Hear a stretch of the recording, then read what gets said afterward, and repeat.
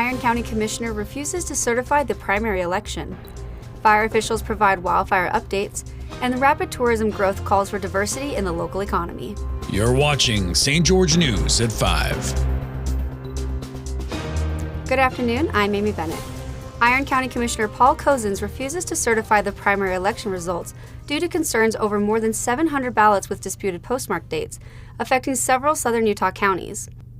Iron County Clerk John Whitaker noted that many ballots processed in Las Vegas received late postmarks despite timely mailing, leading to a significant number of ballots being excluded from the count and prompting calls for better postal procedures and legislative action.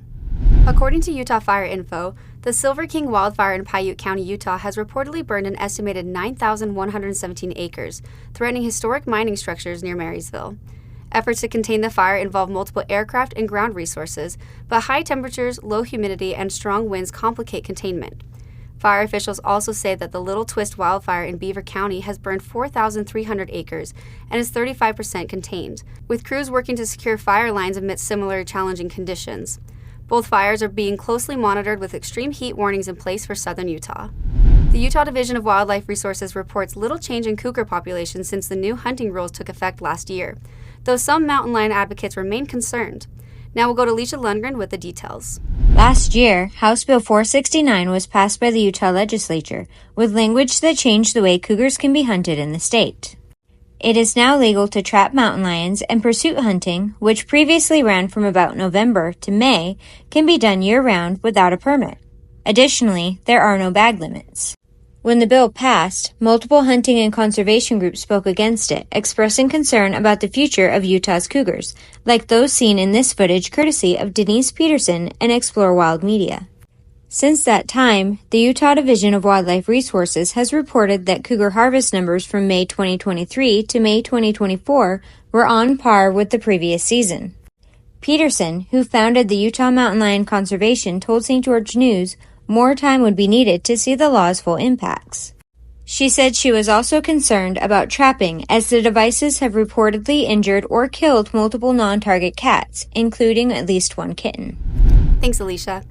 According to Brittany McMichael, director of the Greater Zion Convention and Tourism Office, managing exponential tourism growth in Washington County while diversifying the economy through the film industry and sporting events is essential.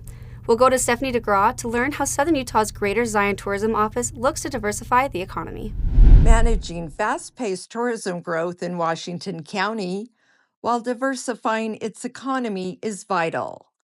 Brittany McMichael, director of the Greater Zion Convention and Tourism Office, said there was a noticeable increase in visitor spending in 2022 and 2023. Her office is continuing its efforts to add filmmaking and sports tourism to the mix. She had this to say.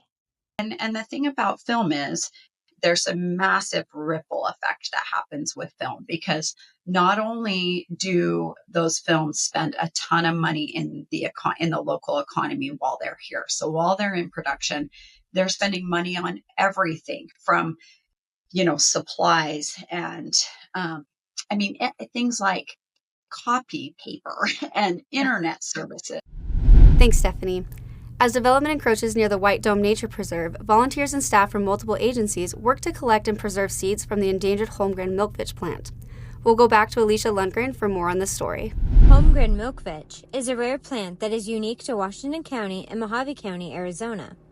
The U.S. Fish and Wildlife Service estimated its population to be 7,100 in 2021, down several thousand since it was listed under the Endangered Species Act 20 years prior. An area near the White Dome Nature Preserve reportedly has a robust population of the plant, but it is also slated for development, prompting multiple agencies and organizations to begin collecting seeds from the area to preserve and plant elsewhere. Jennifer Lewinson, a botanist with the Fish and Wildlife Service, discusses these efforts. We're working with the state and the developers to protect habitat. So there will be some areas that we're not going to collect from. We're going to collect the areas that are planned to be developed. Southern Utah University researcher Cody Rominger spearheaded the project, saying their goal is to save the species. It would be okay if we stopped building our houses on top of the species, frankly. So the fact that this is the best population of Holmgrens, and it's going to be gone basically. All 22 participants gathered seeds from at least one plant. The seeds will be counted and tested for viability at Red Butte Garden in Salt Lake City. Then, they'll be stored at the garden, the Federal Seed Bank at Fort Collins, Colorado, or planted. Thank you for watching St. George News at 5. I'm Amy Bennett with St. George News, your #1 source for local news. This has been St. George News at 5.